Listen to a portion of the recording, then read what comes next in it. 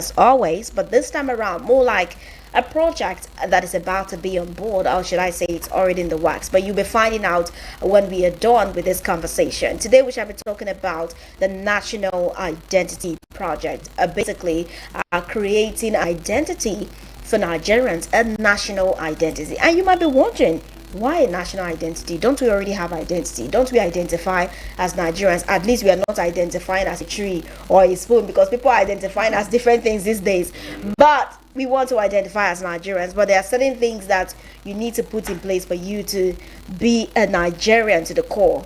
Time and time again, we've spoken about the fact that Nigeria is not just a geographical expression, but the people that make it. And I believe that for us to have that identity, there are certain things that we must imbibe for us to be there. And to have this conversation, I have here with me this very gentleman. It seems like they like to see my face, so they keep coming and coming and coming and coming. I have here with me Mr. Innocent Abasi on my right, and of course Mr. Sultan Kumar by my left. Representatives of Generation for Societal Change. Good afternoon, and thank you for joining us today again. Thank you for having us, Cassandra. Good afternoon, Nigerians. I don't know why you did not affirm the fact when I said that they love to see my face. Why didn't you guys affirm to that? So actually, because they love to, and since we are not getting... Who are they? When you are the one I was talking about. Oh, but yeah, you know we do. Because if we don't, obviously we wouldn't be here every Actually. Tuesday. And it's actually an amazing experience to be on radio with the intellectual smart Cassandra. Hey, gay. We are blessed to have you as our host, Cassandra. Thank you very much. I'm always honored. Well, it's important to let you guys know that they were here before 12 o'clock. So they said the last time I cast them on radio. So this time they are trying to make amends, practice what they have been preaching. So they are on the way to do the right thing. And I think that's very important, because when you recognize the need for you to adjust from what you know you've done wrong is important. So kudos to you.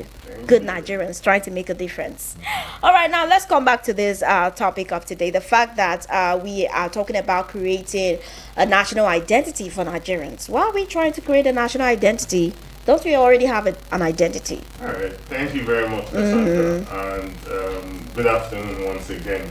I want to start by saying we actually have identity that has been pushed by just everyone, and you would agree with me that that's not really an identity you should be proud of. Okay. An identity should be curated by ourselves, for ourselves, given our localized experiences and what we actually demand from ourselves. And unfortunately, the identity we've been inclined to have actually been identities that have been defined by other people other than us. And unfortunately, these identities do not reflect who we are as Nigerians. Constitutionally, we are Nigerians because we are people of integrity. We are Nigerians because we are disciplined. We are Nigerians because we are self-reliant. We are Nigerians because we are religiously tolerant. And all of the 7 core values we've been talking about, we are Nigerians because of them. However, unfortunately, this information has been hidden for the most part of it. And you will agree with me that prior to amalgamation of Nigeria, we've been of different cultural backgrounds, ethnicity. Before the colonial masters came and amalgamated us and made us one. However, since then, I doubt if there was a proper orientation of citizens as to our identity. So, a lot of citizens have grappled and struggled with identity questions. They've been asking questions to our identity, and a lot of people would rather hold on to the identity of who they were before amalgamation, right? Which entirely, there's nothing wrong with that, right? Because you want to hold on to your ethnicity, you want to hold on to your culture or religion, and nobody is saying you shouldn't do that. However, we shouldn't rob ourselves of the opportunity that comes with the strength in numbers, the strength in diversity, the strength in harmony and unity. Because if you look at some of the beautiful things in life, the rainbow, for instance, it's a collation of different colors, right? And even prior to the show, myself and Cassandra were talking about the coat of many colors as it was written in the Bible and as curated by one of the most beautiful artists our generations have seen, Dolly Parton, in her song, and the contentment that comes with her and the pride when she downs this coat of many colors. And for those who haven't tuned into our YouTube channels and Facebook, you might want to just check what Cassandra is wearing today. It looks like one of those iconic coats of many colors that we are talking about. But back to business, basically. Our differences and diversity should actually be seen as strength to us, as opposed to a weakness. Because due to the lack of orientation, due to the unanswered questions that have come as a result of struggle with identity, Nigerians have somewhat struggled to unite. We have divided ourselves and all of that. So the National Orientation Agency, and you will recall that the Generation for Societal Change has been in close collaboration with National Orientation Agency, and that's what has brought about conversations, right, about the ethics and values as we have been doing week in, week out. So subject to that conversation, after those conversations, we thought that there was a need for precision. Because 1999, as amended, is actually a long time now, and there are certain realities that have come afterwards. There are certain questions that are still being asked as a result of our disunity and disharmony. There are still questions in relation to our identity that needs to be answered, and so a charge came up through this administration about the National Identity Project.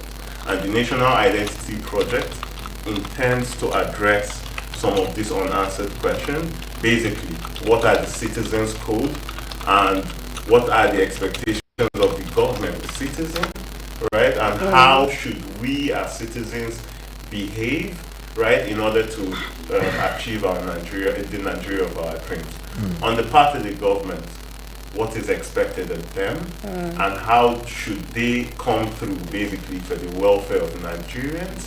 How should they come through for the sustainability of this beauty that we have in our multicultural diversity, multi-ethnic diversity and religious diversity, and also how we should go about to enact all of this. I won't go without saying that Nigeria is like a chain, a functional chain, and that chain is the fulcrum to wherever it is that we want to get to. Once this chain is disjointed, there's no how we're able to achieve the Nigeria of our dreams.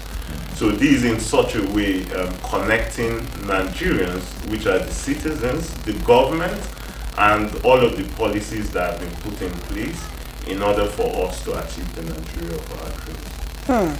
It's a lot, but I think one thing that is constant from what you've been saying is the fact that we are supposed to be one. We are supposed to see our diversity as our strength, but it's becoming like our weakness, and that is why it's important that we go back to why we started as Nigeria in the first place. But that brings me into this question. Do you think that this whole thing of trying to identify ourselves or create some form of national identity is going to be like that silver bullet that can single-handedly address the deep-seated disunity in Nigeria? Because we cannot shy away from the fact that we are so divided. As much as we try to say, oh, like this and that, ordinarily, I think we are supposed to be better than what we are today, especially as regards our sense of community. But at least the 2023 general election was even, well, I don't want to say the straw that broke the camel's back, but more like it exposed our disunity to a greater extent. So do you think that this project is going to be a step in the right direction to helping us address that deep-seated disunity, or our failure to understand why we came together in 1914? Of course, I believe it is a huge step Because you see, the same energy it takes to fight is the same energy it takes to build. The same energy it takes to fight is the same energy it takes to build. When we all decide by ourselves to insist that we come together, have these values, subscribe to these values, and build a nation as a people, definitely over time you would see that we are known for one thing.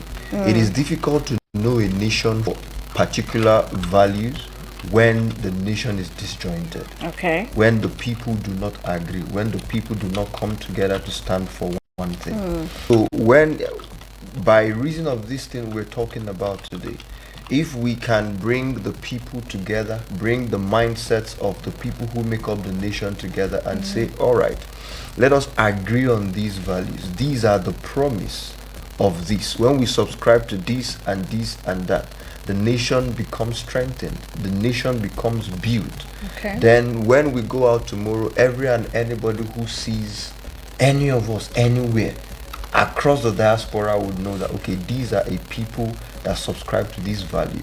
These are a people of integrity. These are a people of self-reliance. These are a people who are religiously tolerant, for example. Okay. So what you have asked, it is true that when we subscribe to these ideologies, it is going to solve that deep-rooted challenge of disunity in the country. Definitely. Okay. Let me also add this. Please, by all means. What actually brings people together sometimes is not sentiment, like we say. What will bring the nation together is a goal. And what will lead us to that goal are values, are systems. Okay. Systems always have a promise. Principles always have a promise. But when you go about sentiments, you are not sure. You're just dilly-dallying, guessing your way around. But you see, this, what we're going to be talking about today, it's a pathway that if we follow as a nation, all of these challenges that we're having as a nation, we will no longer be having them. You see that? Yeah. So that is what I believe, that these things we're talking about today, when you are coming from another ethnic group and I'm coming from another ethnic group, I would say, okay, sentiments aside, let us look at these values. If we should follow these values, are we going to attain these goals? Then you see that we can come to a reasonable agreement and say, all right, let us subscribe to these values and get to this goal. So what you have said is really profound, and I believe is going to solve that problem. Yes. Okay. We're really looking forward to this project because this is not the first time that we would have something like this, even though this has its own uniqueness. But I remember during the tenure of former Minister of Education, then the late Dora Akunyili, when she started the whole Good People, Good Nation, that it was more of rhetorical. Some people are saying it's not by this saying that, oh, Nigeria is this, that.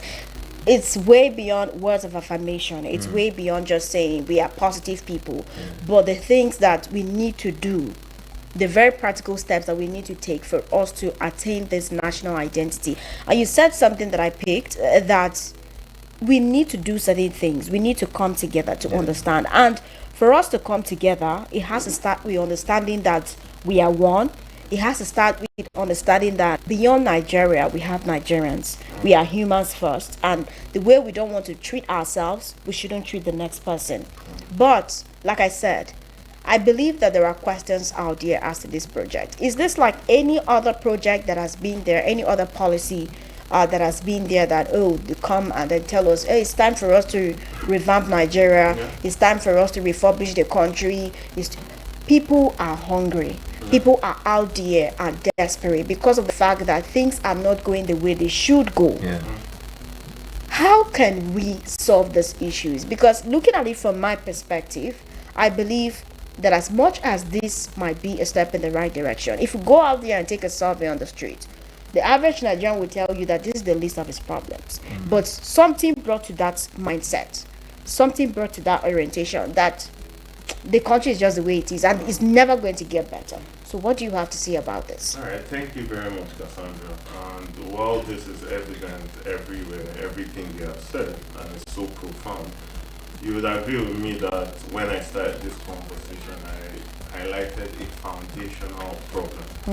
And any civil engineer listening, or anybody who has any knowledge of civil engineering, will tell you that a faulted foundation cannot carry as much weight as maybe you desire.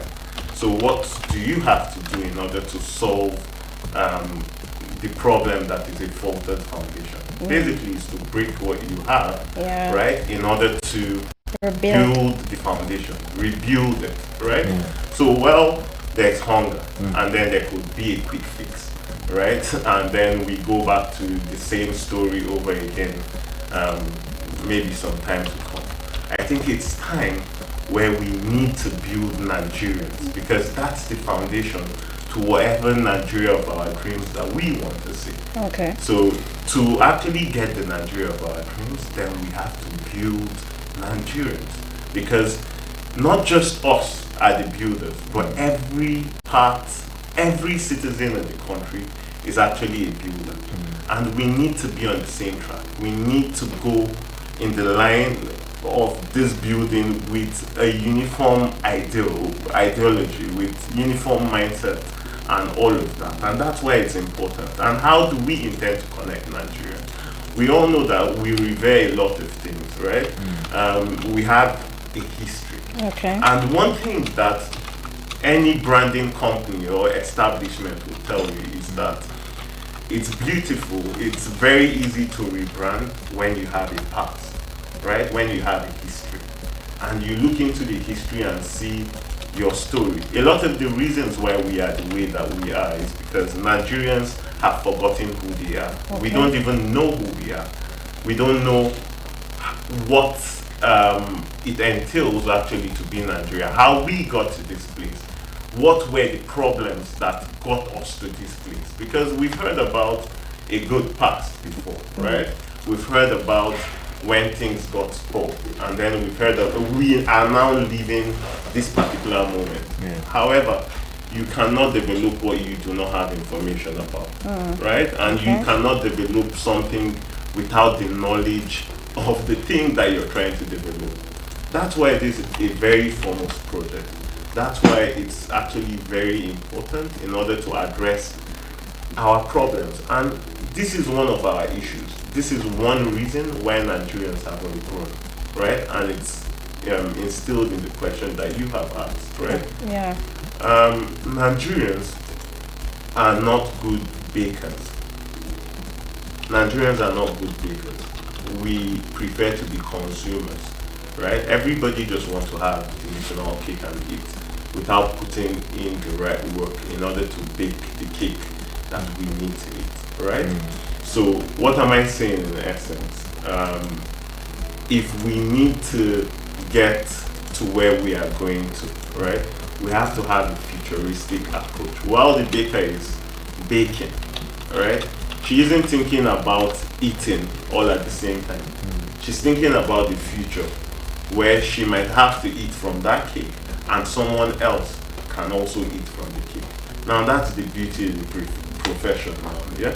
And basically she's catering for other people's needs, not just in that moment, but in the future, right?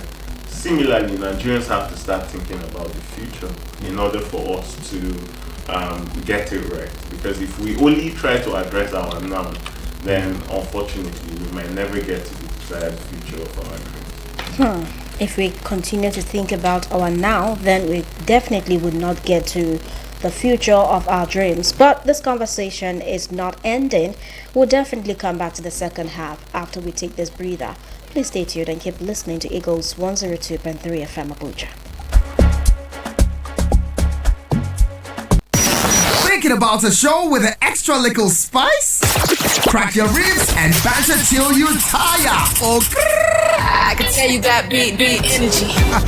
The Midday Extra is a mix of fun, entertainment, and sick jokes to keep you jiggy all day. They'll do fine makeup, they'll even wear frontal. The Midday Extra every weekday from 10 a.m. to 2 p.m. on Eagles 102.3 FM. Peace out.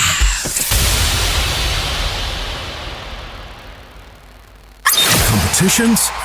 They don't exist. With Eagles, you soar. Any money where I get, I dey flex, I dey go, the best. My dream is my dream is shopping with you in Montego. Eagles 102.3 FM, your radio experience you can count on. Get the desired clients for your business and service and get your phones buzzing. From the 1st of September to the 31st of December, you can advertise and reach a large audience with the Eagles FM Ember Months package. Advertise on any of our platforms and get a whopping 30% discount. That's right, 30% discount. For more information, please call 080 5919 8658 080 5919 8658 or 081 57 91 7278 081 57 91 7278. The Eagles FM 102.3 FM Ember package is a sure way to getting a wider clientele for your business and service. Are you ready for this? Keep this frequency clear. We're live. I woke up with a Eagles FM 102.3 Abuja.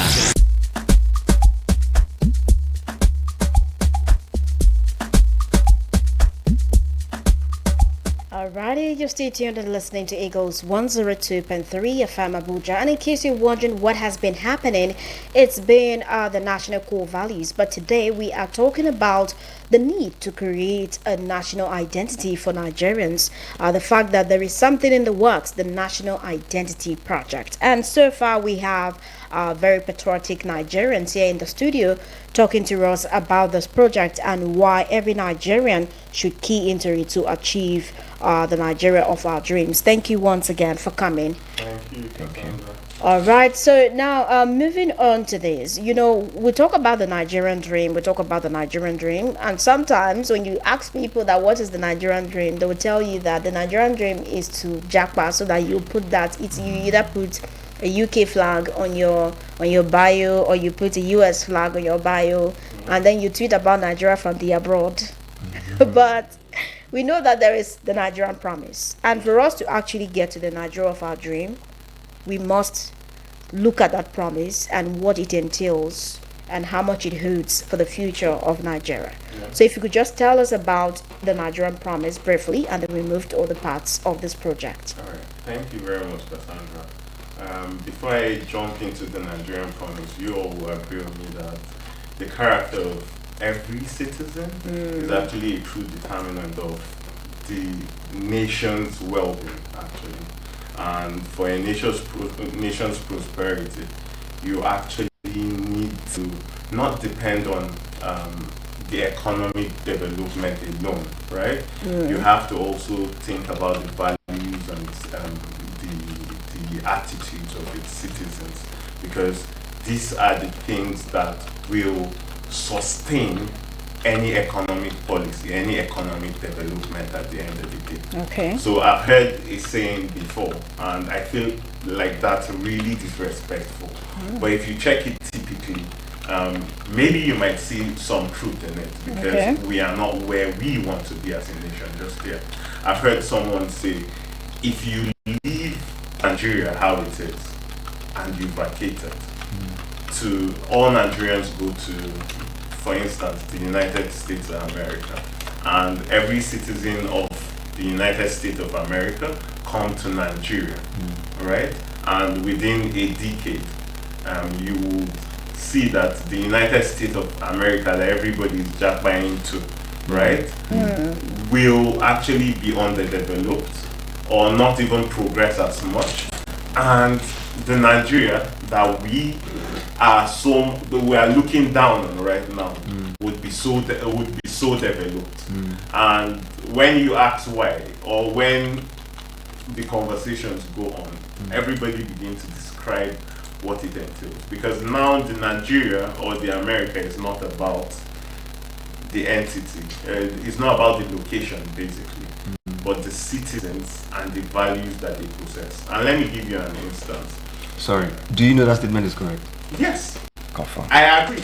Okay. I didn't intend to take a place, right? Because you asked me the question, I'll tell you I agree, right? And I have actually championed that conversation a lot of times, especially when I talk about the ethics and values that Nigerians possess.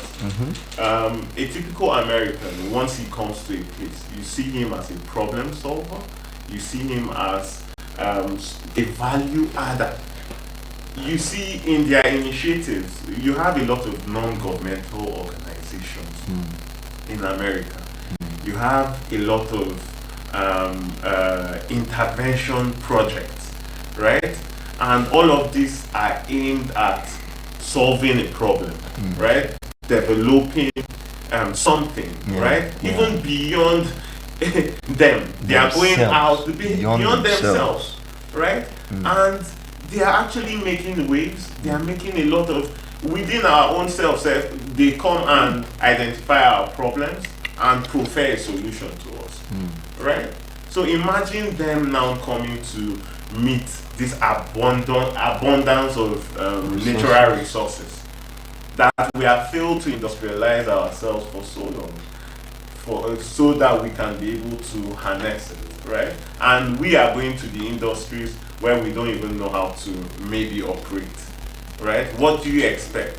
And maybe in the next coming years, with how we have shown ourselves to be, we might just end up going to siphon funds meant for developmental projects. Everybody is self-centered.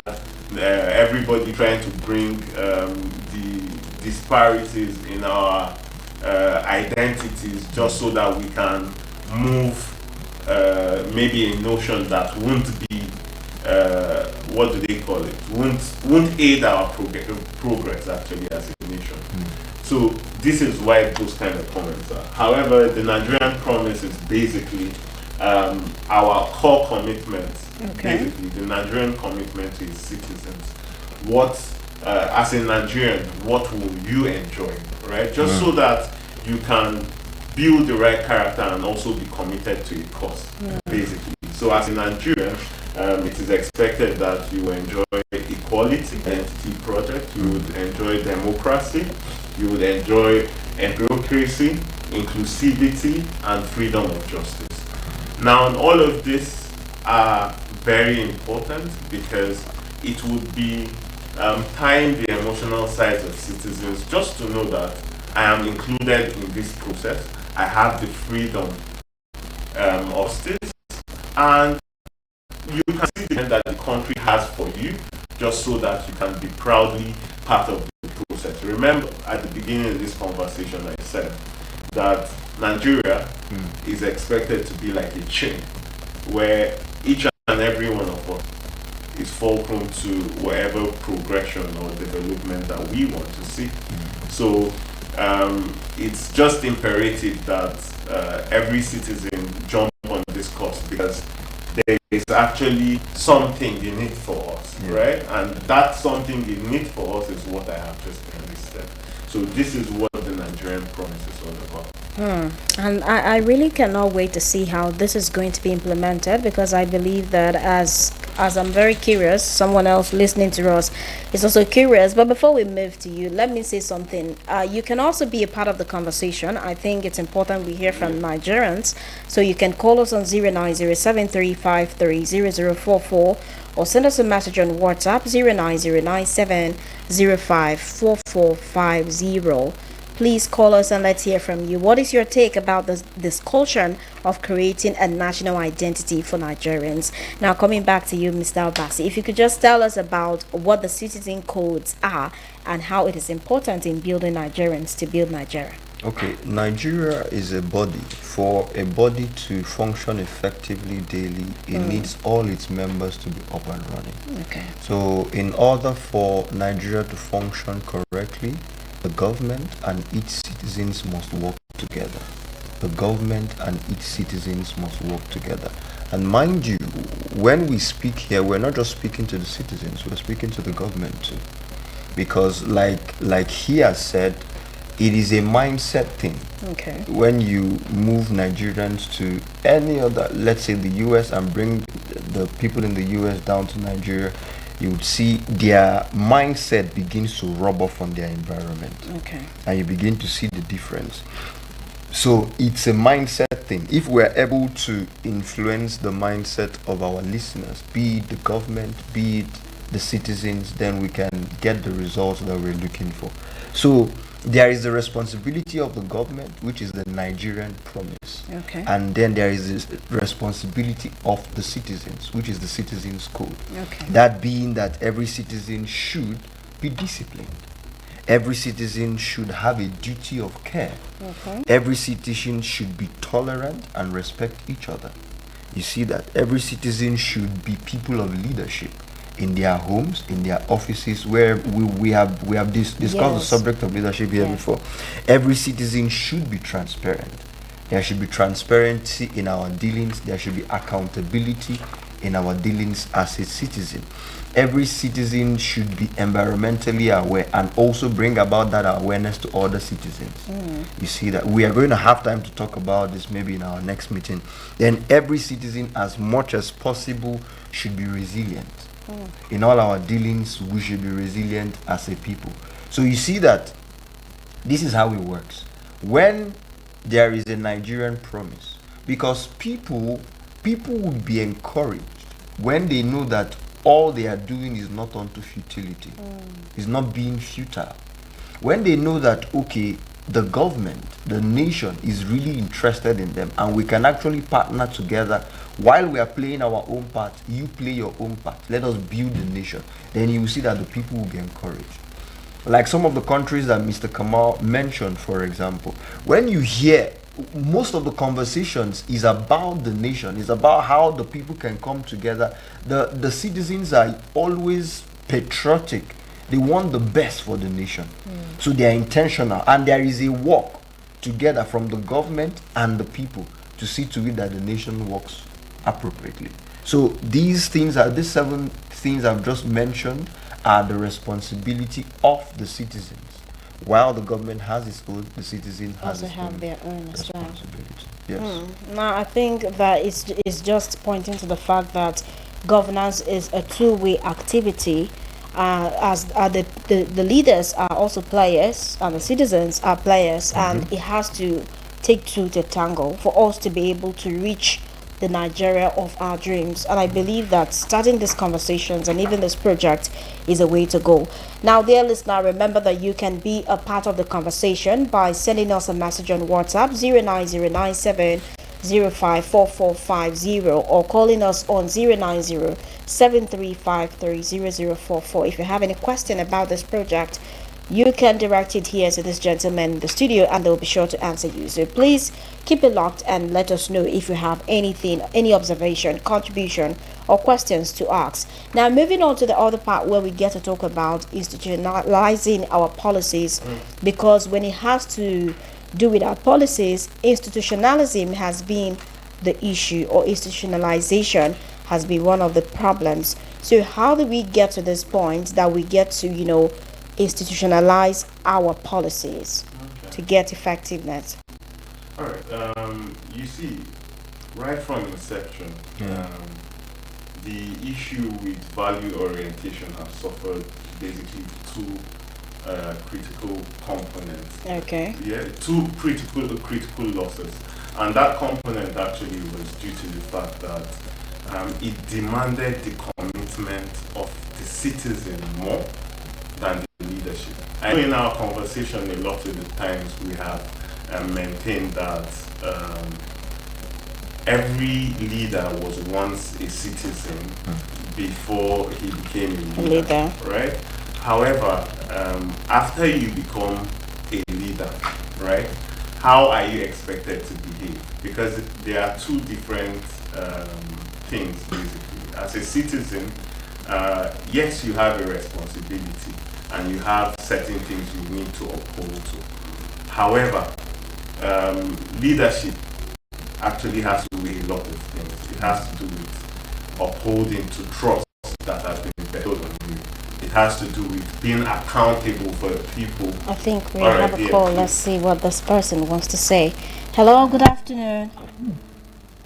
Hello, good afternoon, Cassie. Hi, good afternoon. How are you doing? I'm fine. Okay, please introduce yourself. Right, my name is Tobon Agelemi once again. Okay. Well, I welcome, sir. Thank you. All right, sir. I thought to say that the prayer is very common development for it, but I would like to say that the mindset of our people in the country may not allow the prayer to work. Why am I saying this? Like, I want to use as a example. If you are from my place, or maybe your father comes from another tribe and you dwell in my place, no matter the number of years, maybe your parents gave birth to you in that place, you grown up, you go to school, do everything. Whenever you stood up to say maybe you want to contest as a political position or the other, that is, Hello. we start telling you are not from there, this one, that one, and meanwhile, those that are there that are indigenous may not have the foresight that you have. So you see that this jealousy and hatred will not allow your vision to come to play. And another thing I want to ask is that this thing always bothers me. What is different like Nigeria and you have a US flag in your house or in office with the issue they want to arrest those boys, they say they arrest another country flag when they were protest. I want to know because someone may make this mistake. What is offense over a place? Thank you.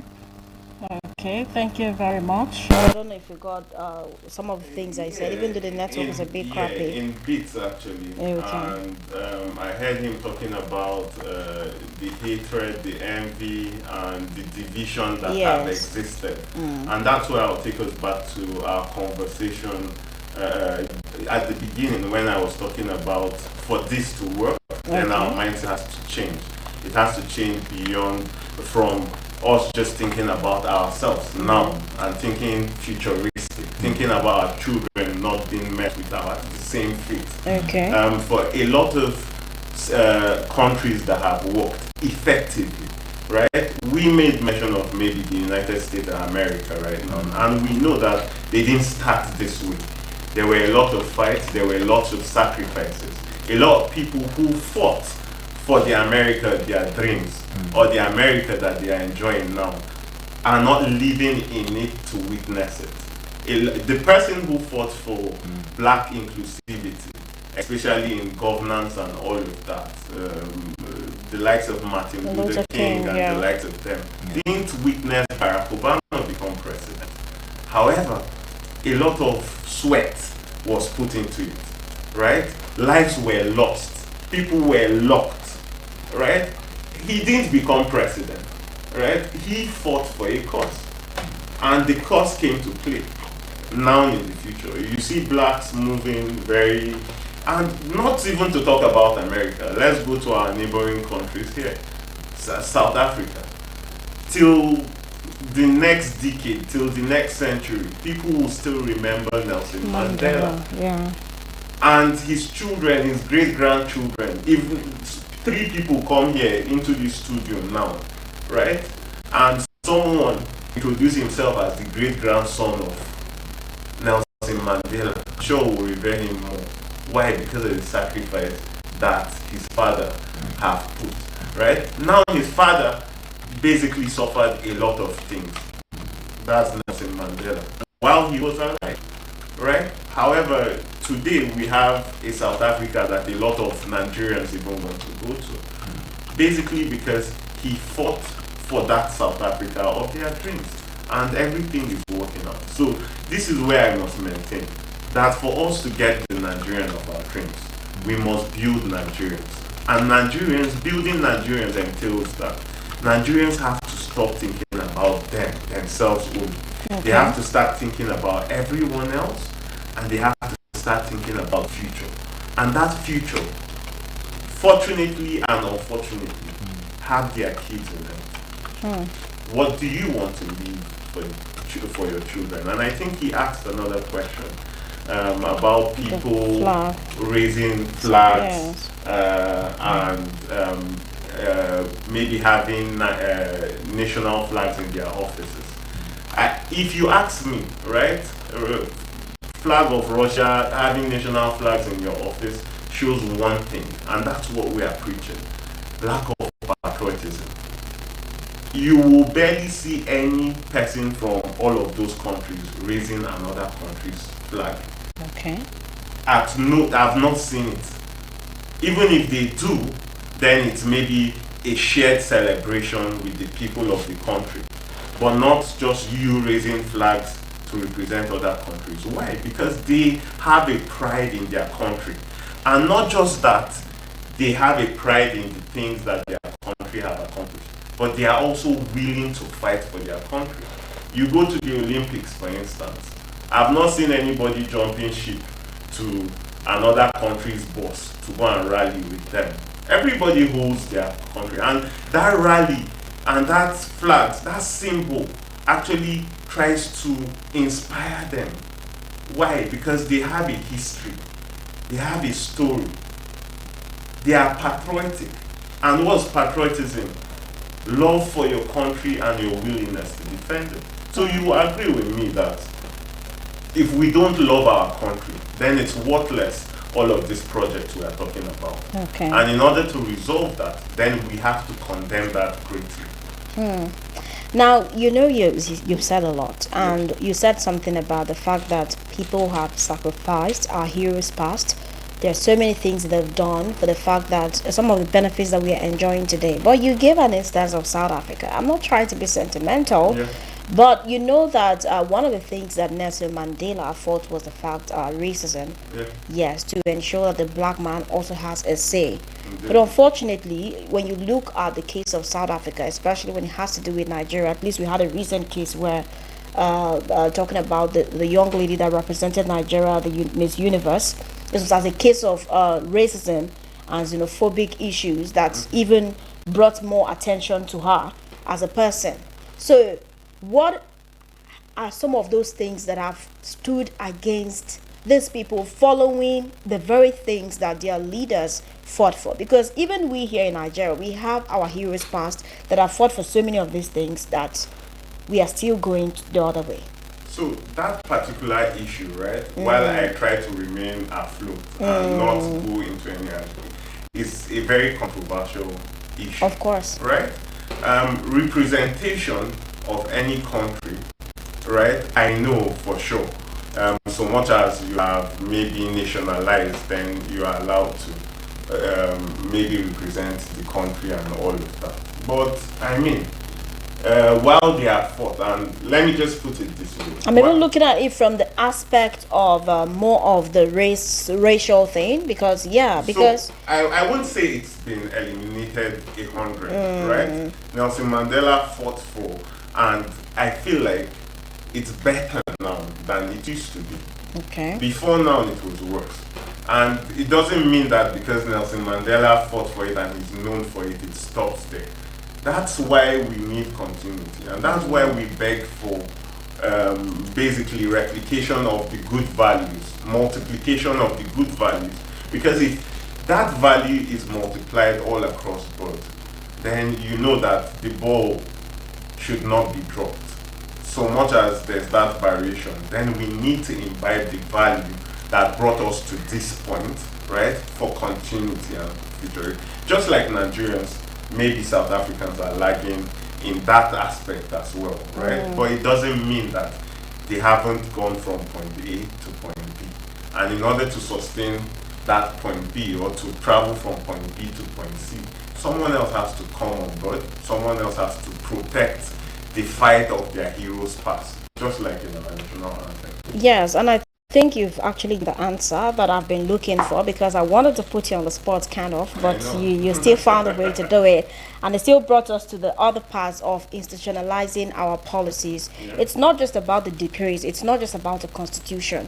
We can institutionalize those things in our minds by engraving the fact that we need to be better citizens of our country, we need to be better citizens of our continent, and of course citizens of the world. Because when you look at the efforts that these people have put in place, the struggles and the challenges that they actually went through to put all of these achievements, there is every need for us to continue. There has to be continuity, and I believe that this project is one of those that we need to continue to build Nigerians, to build Nigeria. But our time is really fast spent. I really love to listen to you every time, but we really have to go now.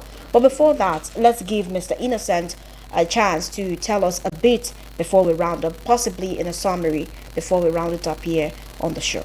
Okay, our dear brother who called was saying something. He said that he had the serious concern that the reason why that he doesn't think this project will work. Why? Because of the mindset of the people, the mindset of Nigerians.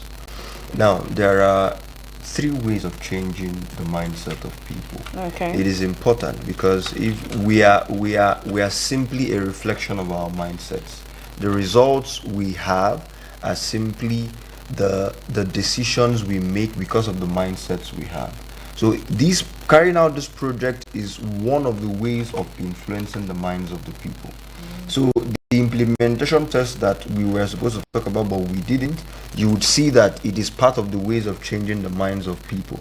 Now, how do you change the minds of people? Number one is for the people to know their limitations, know that the current mindset they have is not the right one. When people come to the realization that the current mindset they have is a limitation to them, is a limitation to their country, and is not moving things forward, then they have taken the first step. The second step is to go for knowledge. Okay. The second step is to come in to synchronize yourself with knowledge, have access to knowledge, consume knowledge. That is one of the things we were supposed to talk about. There are certain systems that will be used to disseminate information about the nation, the country, and then changing the people's mindset. When the people come in contact with information that helps them change their mindset, you see that over time, mindsets of people are built by the information in their environment. Okay. You see that? Like we make it a duty that every Wednesday by this time we are talking. It is part of our responsibility to see to it that the mindset of the people are changed. Then number 3 way of changing the mindset is taking action. When you hear, you take action. For example, the things we talked about, or the things we talk about every Wednesday, let's say one of the core values, which maybe is patriotism. After we are done talking about it, one of the ways to make sure that that which you have heard sticks with you is to practice it. So when we talk about patriotism, it is your responsibility to move out gradually move out to your environment and try to practice it. Being patriotic, loving your country is a gradual process. So I believe this project is going to work over time. It is not something that's a long-term thing. Okay. So while we are changing the mindset of the citizens, the government, in whatever capacity we can, over time we would see that while we're talking about these things, it is gradually becoming a reality. Why? Because the mindset of the people are changing and the decisions we are making is in line with that mindset that we're having. So the results we are seeing is different from what we're having today. Thank you so much. All right, in a summary. Yeah, in a summary, change is a gradual process. And you won't just start, especially due to the rot that have been done already to the country. You won't just start seeing the consequences of your change just at once. It's a gradual process. It takes belief, it takes hope, it takes faith in the process for it to work. So I'll charge each and every one of us to actually don't be deterred, because you have an opportunity to fly, and all you worry about is what if you fall? What if you fly? What if you fly? Life is a risk. Yeah. We would not get out of it alive. We need to take that risk Life is to a make Nigeria work. Thank you so much once again for always coming here. We appreciate you for making our time to be with Nigerians, because we need to build a Nigeria that will work for all of us. But it starts with building Nigerians. And you said something about the fact that the same energy and passion that we use to fight or invest in our differences should be channeled towards a common purpose, which is building Nigeria. And I think that will be the take home for me. Thank you very much. And I'm hoping that we will use this energy to build a Nigeria that is united, strong and prosperous. And it starts with creating an identity that celebrates our diversity, promotes unity and inspires greatness. Thank you very much for listening. I am Cassandra Yunumbe. Bye for now.